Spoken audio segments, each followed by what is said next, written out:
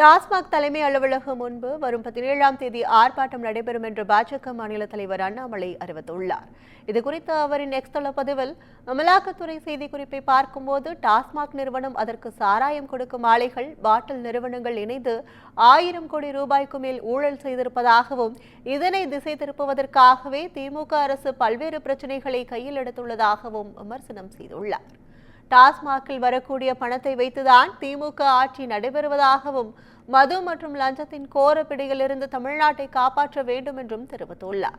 இதனால் வருகிற 17ஆம் தேதி டாஸ்மாக் தலைமை அலுவலகத்தையும், அதன் பிறகு தமிழகத்தில் உள்ள ஒவ்வொரு டாஸ்மாகையும் முற்றுகையிட உள்ளதாகவும் தெரிவித்துள்ளார்.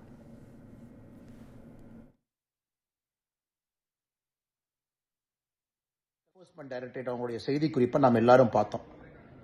குறிப்பாக டாஸ்மாக் நிறுவனம், அதற்கு சாராயம் கொடுக்கக்கூடிய சாராய ஆலைகள், பாட்டிலிங் நிறுவனம் எல்லாம் இணைந்து கிட்டத்தட்ட 1000 கோடி ரூபாய்க்கு மேல ஊழல் செய்திருக்கின்றார்கள். அந்த பணம் எல்லாம் அரசியல் லாபத்திற்காக திராவிட முன்னேற்ற கழகத்திற்கு போயிருப்பதை நாம படிக்கிறோம், பார்க்கிறோம், கேட்டோம். அன்பு சொந்தங்களே, நம்ம கடந்த 10 நாட்களாகவே திமுக எதற்காக பல பிரச்சனைகளை எடுத்தாங்க, இன்னைக்கு எதற்காக ரூபாய் நோட்டு பிரச்சனை எடுத்தாங்க, எல்லாமே தெள்ள தெளிவா தெரியும்.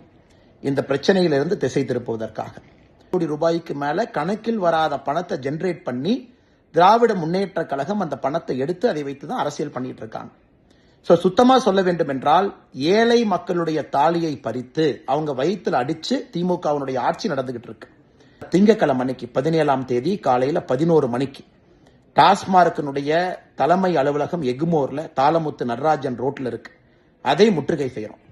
டாஸ்மார்க்கை முற்றுகை செய்வது மட்டும் இல்லாம தொடர்ச்சியாக அந்த போராட்டத்திற்கு பிறகு தமிழ்நாட்டில் இருக்கக்கூடிய ஒரு டாஸ்மாக் கடையும் முற்றுகை செய்ய போறோம்.